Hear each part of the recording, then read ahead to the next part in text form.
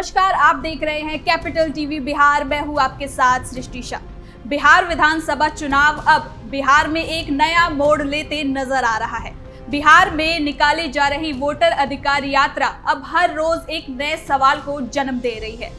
कभी कांग्रेस नेता प्रधानमंत्री नरेंद्र मोदी की माता जी के लिए अमर्यादित और अशब्द का प्रयोग करते हैं, तो कभी राहुल गांधी खुद अपनी इस यात्रा में भाषा की मर्यादा को खो देते हैं, बोलने का लहजा पार कर जाते हैं। कभी अमित शाह को तो कभी पीएम मोदी के लिए इस तरीके से बोलते हैं जो एक उच्च पद पर बैठे नेता के लिए इस्तेमाल करना ठीक नहीं है।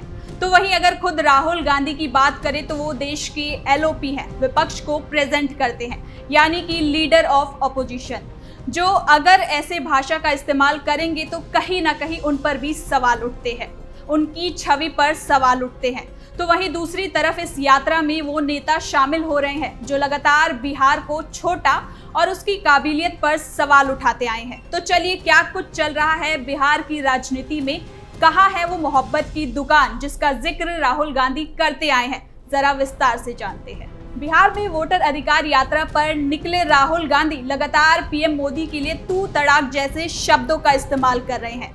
अब जाहिर है ये यूं ही नहीं है, क्योंकि इसका असर कांग्रेस के हर स्तर पर दिखाई दे रहा है। आम कार्यकर्ता से लेकर राष्ट्रीय प्रवक्ता तक बीजेपी समर्थकों और उनसे हमदर्दी रखने वालों पर भाषा की परवाह किए बिना आक्रामक हो गए हैं।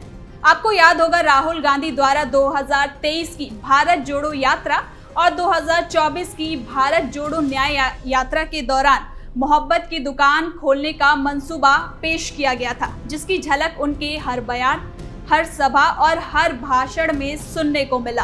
कांग्रेस के सभी हैंडलों पर इसका प्रचार जोरों शोरों से किया गया और इसे एक तकिया कलाम की तरह कांग्रेस ने इस्तेमाल करना शुरू कर दिया, खासकर राहुल गांधी।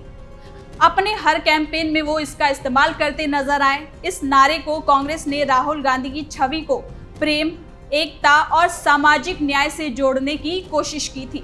इसका एक खास मकसद ये भी था कि भारतीय जनता पार्टी को एक ऐसी पार्टी के रूप में बदनाम करना जो केवल तोड़फोड़ और नफरत की बदौलत सरकार में है। हालांकि इसके बावजूद भी कांग्रेस नेता और कांग्रेस के सोशल मीडिया एक्स हैंडल पर प्रधानमंत्री नरेंद्र मोदी के लिए बार बार जहर भरे शब्दों का इस्तेमाल किया गया है।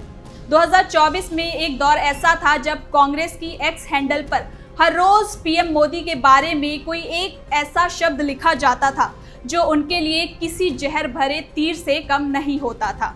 और एक बार फिर उसी दौर को कांग्रेस दोहराती नजर आ रही है। बस इस बार जगह जो है उसको बदलकर बिहार को चुना गया है।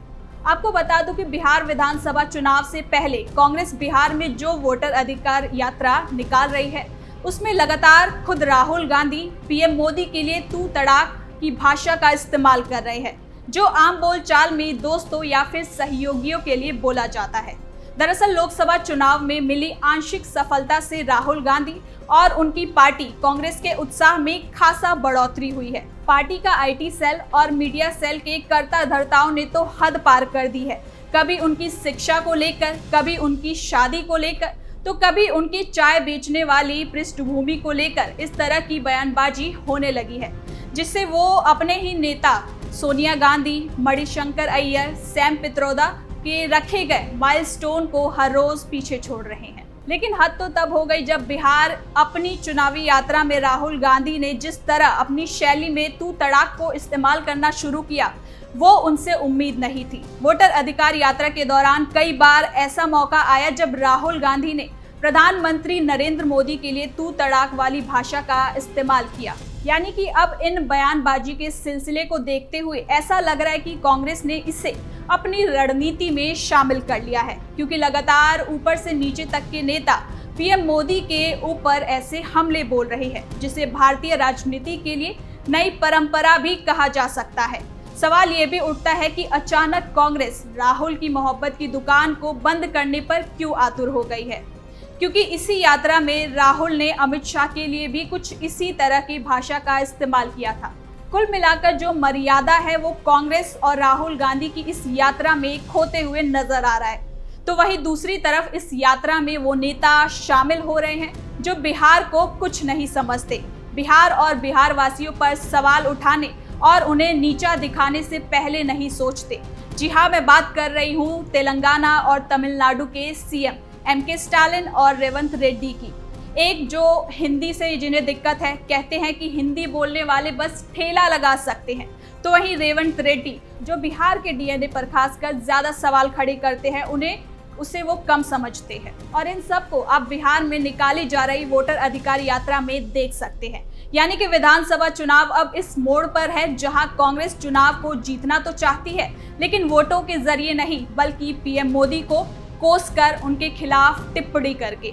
देश के तमाम बड़े नेता जो न केवल राजनीति में वरिष्ठ हैं, बल्कि अगर उम्र में भी देखा जाए तो राहुल गांधी और तमाम कांग्रेस के नेताओं से बड़े हैं, तो कहीं ना कहीं उसकी मर्यादा तो रखनी ही चाहिए। तो फिलहाल के लिए इस खबर में इतना ही। देखते रहिए कैपिटल टीवी बिहार।